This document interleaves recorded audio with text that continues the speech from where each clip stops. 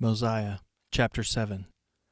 And now it came to pass that after King Mosiah had had continual peace for the space of 3 years, he was desirous to know concerning the people who went up to dwell in the land of Lehi-Nephi, or in the city of Lehi-Nephi, for his people had heard nothing from them from the time they left the land of Zarahemla. Therefore they wearied him with their teasings. And it came to pass that King Mosiah granted that 16 of their strong men might go up to the land of Lehi-Nephi to inquire concerning their brethren. And it came to pass that on the morrow they started to go up, having with them one Ammon, he being a strong and mighty man, and a descendant of Zarahemla, and he was also their leader. And now they knew not the course they should travel in the wilderness to go up to the land of Lehi-Nephi. Therefore they wandered many days in the wilderness, even 40 days did they wander. And when they had wandered 40 days, they came to a hill which is north of the land of Shiloh, and there they pitched their tents. And Ammon took 3 of his brethren, and their names were Amaleki, Helam, and Hem. And they went down into the land of Nephi. And behold, they met the king of the people who were in the land of Nephi, and in the land of Shiloh. And they were surrounded by the king's guard, and were taken, and were bound, and were committed to prison. And it came to pass, when they had been in prison 2 days, they were again brought before the king, and their bands were loosed, and they stood before the king, and were permitted, or rather commanded, that they should answer the questions which he should ask them. And he said unto them, Behold, I am Limhi, the son of Noah, who was the son of Zeniff, who came up out of the land of Zarahemla to inherit this land, which was the land of their fathers, who was made a king by the voice of the people. And now I desire to know the cause whereby ye were so bold as to come near the walls of the city when I myself was with my guards without the gate. And now for this cause have I suffered that ye should be preserved, that I might inquire of you, or else I should have caused that my guards should have put you to death. Ye are permitted to speak.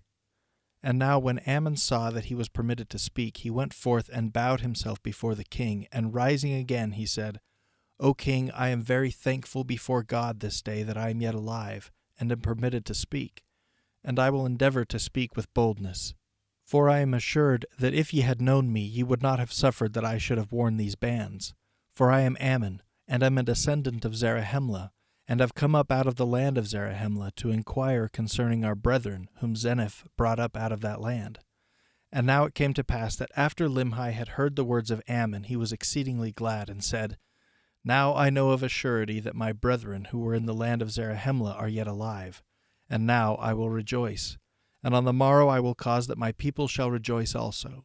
For behold, we are in bondage to the Lamanites, and are taxed with a tax which is grievous to be borne. And now, behold, our brethren will deliver us out of bondage, or out of the hands of the Lamanites, and we will be their slaves. For it is better that we be slaves to the Nephites than to pay tribute to the king of the Lamanites. And now King Limhi commanded his guards that they should no more bind Ammon nor his brethren, but caused that they should go to the hill which was north of Shiloh, and bring their brethren into the city, that thereby they might eat and drink and rest themselves from the labors of their journey. For they had suffered many things. They had suffered hunger, thirst, and fatigue. And now it came to pass on the morrow that King Limhi sent a proclamation among all his people, that thereby they might gather themselves together to the temple, to hear the words which he should speak unto them.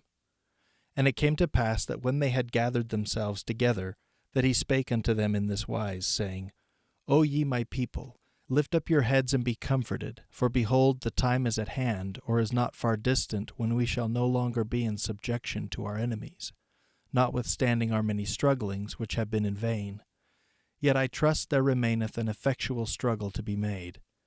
Therefore lift up your heads and rejoice, and put your trust in God, in that God who was the God of Abraham and Isaac and Jacob, and also that God who brought the children of Israel out of the land of Egypt, and caused that they should walk through the Red Sea on dry ground, and fed them with manna that they might not perish in the wilderness, and many more things did he do for them.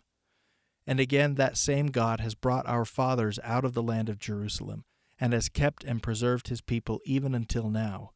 And behold, it is because of our iniquities and abominations that he has brought us into bondage. And ye are all witnesses this day, that Zeniff, who was made king over this people, he being overzealous to inherit the land of his fathers, therefore being deceived by the cunning and craftiness of King Laman, who, having entered into a treaty with King Zeniff, and having yielded up into his hands the possessions of a part of the land, or even the city of Lehi-Nephi, and the city of Shiloh, and the land round about, and all this he did for the sole purpose of bringing this people into subjection or into bondage.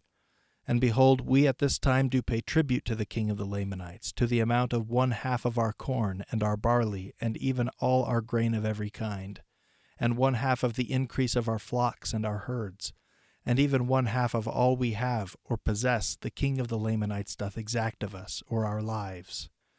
And now is not this grievous to be borne? And is not this our affliction great? Now behold, how great reason we have to mourn. Yea, I say unto you, great are the reasons which we have to mourn.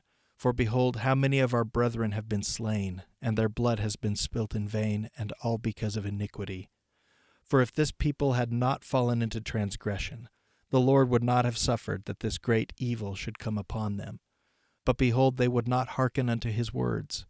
But there arose contentions among them, even so much that they did shed blood among themselves.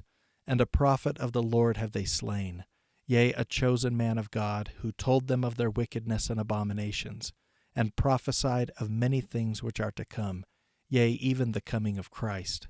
And because he said unto them that Christ was the God, the Father of all things, and said that he should take upon him the image of man, and it should be the image after which man was created in the beginning, or in other words, he said that man was created after the image of God, and that God should come down among the children of men, and take upon him flesh and blood, and go forth upon the face of the earth. And now, because he said this, they put him to death. And many more things did they do which brought down the wrath of God upon them. Therefore, who wondereth that they are in bondage, and that they are smitten with sore afflictions? For behold, the Lord hath said, I will not succor my people in the day of their transgression, but I will hedge up their ways that they prosper not, and their doings shall be as a stumbling block before them. And again he saith, If my people shall sow filthiness, they shall reap the chaff thereof in the whirlwind, and the effect thereof is poison. And again he saith, If my people shall sow filthiness, they shall reap the east wind, which bringeth immediate destruction. And now behold, the promise of the Lord is fulfilled, and ye are smitten and afflicted. But if ye will turn to the Lord with full purpose of heart, and put your trust in him, and serve him with all diligence of mind, if ye do this, he will, according to his own will and pleasure, deliver you out of bondage.